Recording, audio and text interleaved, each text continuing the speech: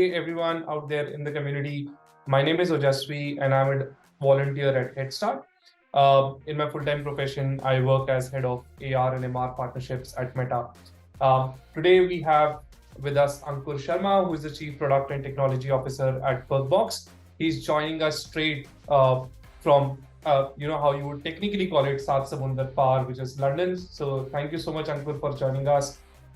And he comes with a very, very rich background and experience into product management and spanning over 20 years. And he has led product teams across companies like Housing, IBGO, Make My Trip, Spot a Home, and now Perkbox. Ankur, it has been such a pleasure knowing you as an individual. I've been following your journey, and you're such an inspiration out there for people who are in the product space as founders. When we are thinking about bringing our product from 0 to 1, one of the things which I keep telling folks as well, coming from product background myself, is like a product manager is the mini CEO. So tell me more about your journey into the product space, and then we'll deep dive into a couple of questions that we have in a rapid fire round. Sure. Thanks. First of all, thanks for having me. Like Ojasvi said, my name is Ankur. I'm a Chief Product and Technology Officer at a company called Perkbox, based in UK, London. Here I lead a 50 people team made of product managers, designers, DevOps engineers, data scientists. I also take care of a team of partnerships manager who manage retail relationships. I've been building products for large corporates, for startups, and everything in between since last 18 to 20 years. And it's been a rewarding journey. I won't say that I'm a mini CEO, but yes, it's been fun.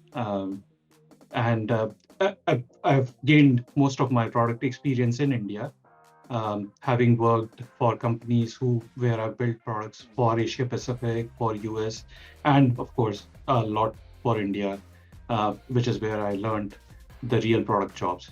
So really looking forward to speak and learn and share whatever I've learned. Awesome.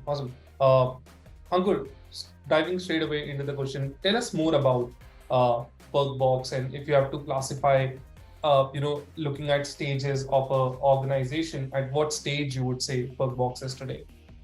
Sure. So Perkbox, Perkbox is something which, especially in the UK market or in the European market, is something what we call as scale up. It's a 10-year-old company, almost 9 to 10-year-old company. It's a platform that enables companies to seamlessly reward, celebrate, and recognize employees anywhere in the world, while also providing the same employees with relevant and contextual benefits and perks. So it's a SaaS platform, and we serve employees in 117 countries today. Our vision is to enable companies to align the behavior of their employees with the company's values and purpose. I've been with Perkbox for 3 years now. It has been a really fun ride. We are kind of a three-legged marketplace with 3 participants. We have employees who use this platform. We call them users. We have our core HR admin who we sell this platform to. We call them customers. And then we have this third participant in this three-legged marketplace, the retail partner, whether they be selling any benefits or any perks or any kind of rewards, who we call as merchant. And we make our Perkbox flywheel sticky via 4 core attributes. We make sure that we have global availability or selection. We have a wallet which is currency agnostic. We provide integration via all the HRIS so that more and more work of HR admin can be automated. And then we have a core, distinct voice. Perkbox is a really big brand in the employee engagement space in UK. The premise of being the brand, being the distinct voice, is that you don't have to be stuck up voice. You can be professional, but you can also be slightly cheeky and irrelevant, so that people can relate to you, and the employees who actually work there can actually feel like they're just accessing not a SaaS platform stuck in 1990s, but rather an app like Red, maybe in India. Wow. Yeah, like I heard 117 countries, and I'm sure a lot of product managers or startup founders and aspiring founders out there would be like, hey, I also at some point in time want to reach out to 117 or even a couple of countries, and maybe we'll deep dive into that particular segment later, or maybe in another session. But I would love to understand one of the biggest challenges that you would have faced in your product management cycle, or it could be at Perkbox, it could be at any other company you were, and how did you recognize that challenge, and what were the solutions that you thought about it, and how you navigated that entire thing? Let me talk about something recent, not as recent as perhaps yesterday, but in Perkbox, right? When you are at a senior management level, I'm just speaking from a personal experience. The challenge is less strategic, but more around execution and around cultural. Like when I joined Perkbox, I had joined Perkbox right in the middle of pandemic. I joined them in October 2020, and Perkbox had grown phenomenal until then. And then I joined them, and we were going through a very tumultuous time. We were facing a lot of churn at that point in time, because we were dependent on few different customer segments, like hospitality, and the market was evolving. So we realized that we have to look at pivot would be a really harsh or a hard word, but we realized that we had to do something. We had to evolve, looking at how the market is behaving, and Perkbox at that point in time was very sales led. There was a deep sales driven strategy. So and it has served us really well. So from there we had to say, okay, this is all good, but perhaps what has got us here can't get us to the next level. So we went out and we started speaking to our highest LTV customers, and we realized that there's a kind of a common pattern amongst these customers. And one of the common pattern was that, okay, most of these customers have grown organically or inorganically into different countries, and we haven't followed them. We didn't even realize that they have grown into different countries. They were in a similar or a same customer profile, be it in industry, be it in the customer size, and their needs had evolved, which we no longer serve. Their HR are centralized. So there were a few common patterns, and which forced us to go back to the drawing board, and we rewrote our strategy. And one of the biggest change which we did using that was that until then we were only in 3 countries, and we had this technology architecture which was multi-tenant. We could not scale it to different countries. From supply perspective, we used to run a curated marketplace. We were very proud of that, and we kind of scrapped that on a running engine. We still had a lot of customers at that point in time, and we said, okay, we are going to make a location agnostic single tenant architecture, which we can scale it and we can follow our customers wherever they go. The biggest challenge was that how do you execute it at a momentum so that you do not continue to keep losing your customers, and that needed a lot of trade-off both internally and externally.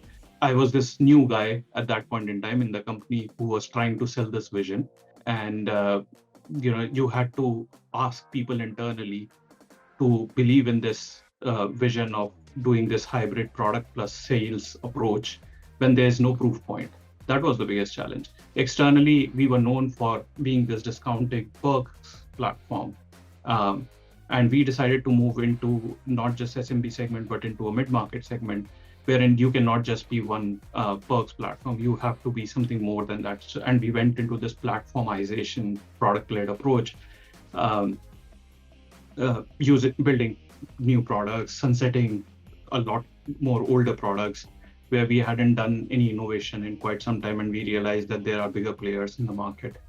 And so using product innovation and marketing, how do you actually position yourself into this space? So it was a evolution, and I often used to say at that point in time that please, especially while selling this, that please do not think it as running a company in the middle of pandemic. Please see it as a sociological experiment from where there is always a way to turn back, right? Because you have to make sure that you are not just selling this vision, but you are also building this trust among the people who have been in the company, who can further your vision. I think that was a very interesting experiment. I still call it as an experiment. Yeah, I like last couple of minutes, and I could take away so many learnings, and I'm sure people who are listening to this and who will eventually listen to it, like you talked about pivots, and I think a lot of times founders or product stakeholders become so glued to their product or the vision that they don't accept that, hey, there is a pivot which is possible, or probably they will see much more. And the other thing which you quite remarkably talk about was the customer obsession kind of thing. I meet startups, on a regular basis, and one of the common issue that I see is that they feel that they are the consumers versus the consumers that are out there, and people don't step out to meet the actual users of the product. And when you are able to do the focus group sessions or be with the users, I think it gives you a lot of clarity about what your product should be doing. So very, very interesting, Ankur. And now quickly switching gears, people who know you and including me know that you are a man of frameworks and mental models. Which is that mental model or framework that you deeply cherish, or you make sure that you follow at whatever company you go, if you want to quickly touch base on that? One of the things which I end up saying over and over again, and I was only later on I got to know that I'm being made fun of behind my back, was that I used to keep saying this, momentum breeds momentum. And thankfully I was being made fun of, because then it just tells that, I have embedded this into people's brain. The opposite of it is also true, that inertia is your biggest enemy. I believe that momentum is, in any company, momentum is our best friend, right? And everybody should fight inertia, right? And they should ride the momentum. Yeah, that's one thing. I can give you another one, which is, the best ideas should actually come from the people who are closest to the problem. Okay. 20 years of career spanning in product management and all type of companies, Ankur, that you have been part of. One biggest learning of your career that you wanted to share out with our viewers? A lot of people actually focus on strategy. Execution is lot more difficult than strategy. You can outsource strategy, you cannot outsource execution. Yeah. Okay. Another very, very common thing, and which comes out, and one of the common questions that I hear out from the founders is, I am a product manager, or I know what the product should look like. And being a CEO, you continue to manage the product, or you start engaging with engineers, and you don't invest in a product org, or you don't invest in hiring the right product stakeholders, including a CPO, which is very, very important in today's age, because they help you understand your data, they help you understand your metrics, and then eventually you grow. At what time a founder should start looking at a role, like hiring roles like a CPO, a CTO, or someone like you, which is a CPTO? So I've worked with a lot of, in a lot of founder-led companies. I think in founder-led companies, founders should own the vision, and if they have bandwidth, they should also own perhaps the product strategy. But there will always come a time, if the company has found a product market fit, if the company is really growing at a healthy clip, that they would have to perhaps get in a person who can own the execution, and at some point in time also own the product strategy. Now, what is that time? I think in my mind, the way, if I were a founder, the way I would think about it is, if the founder does not have enough time to talk to the customers, that is the mental model I would use to say, okay, now has come a time when I actually need a person who can do this for me, distill the insights, and I can start building a product org around her or him.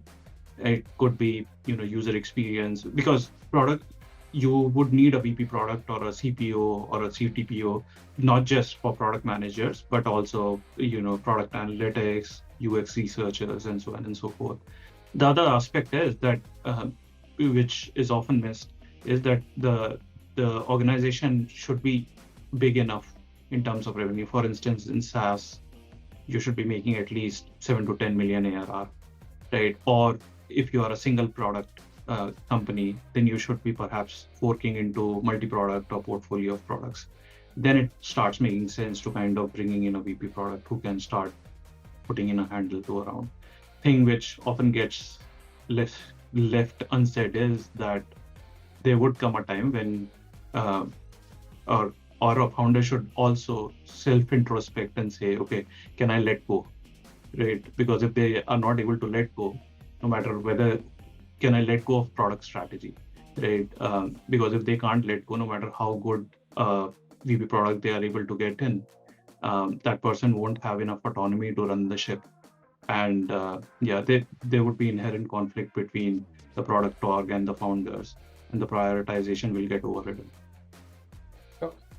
Ankur, like we are almost reaching the end of this, and this is capsule size, bite-sized content that we want to take out to our viewers as part of Startup September. We have 3 segments. We start with product, go to enabler, and understand how enablers are supporting the startup ecosystem out there, and then we move on to the fund to help hear directly from fund stakeholders what kind of fund they are. Ankur, not many people know that you're also, if there is a term called serial mentor out there, like there is serial entrepreneur, so why not a serial mentor?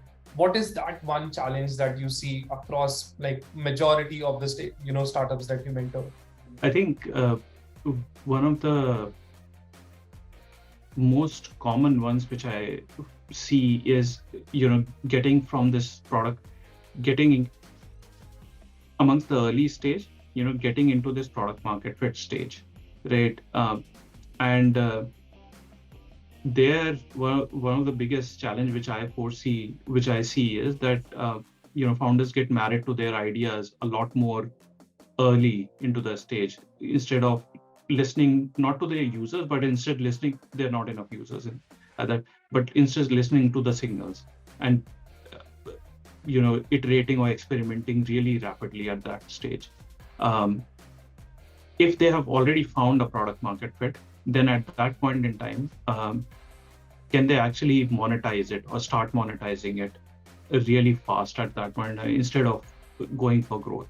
Of course, different founders have different motivations, but these are the 2 challenges which I see, right? Not going early enough if you have found a product market fit, not going early enough to monetize their growth or product market fit, or if you have not iterating fast enough to find the product market fit. Awesome. Last question for the segment today, Ankur, your favorite book and that you want to recommend all of us here to go through, and what has been your biggest learning out of that book? I see so many books out there, and I know you are a guy who's always on Kindle, irrespective if you're traveling or not. And I felt this question is something which will help us learn what books should we take from your collection. Off late, what I've started doing, instead of reading the quintessential product management books, I've started reading a lot more biography and autobiographies, because what I've come to realize is that history repeats itself, and we human beings end up making the same mistakes over and over again. Very recently, I read Build, which was really good. It's very prescriptive, and it talks about all the mistakes which you could do as a designer or a product manager, or as an entrepreneur. So I found that book really insightful. It is because it is very prescriptive, it also takes some time to embed into your brain. So I would recommend Build. but it's more of a recency bias than being a favorite book, right? Yeah. Yeah, but thank you so much, Ankur. And what a great line to end, our product segment with was like history repeats itself. And I have seen so many people make the same mistakes that probably startups or organizations 10 years ago would have made it, and we continue making those mistakes instead of and keep on reinventing the wheel. So what a apt line to end this with. Thank you so much, Ankur, once again, and I hope you loved it as much as we loved hosting you today.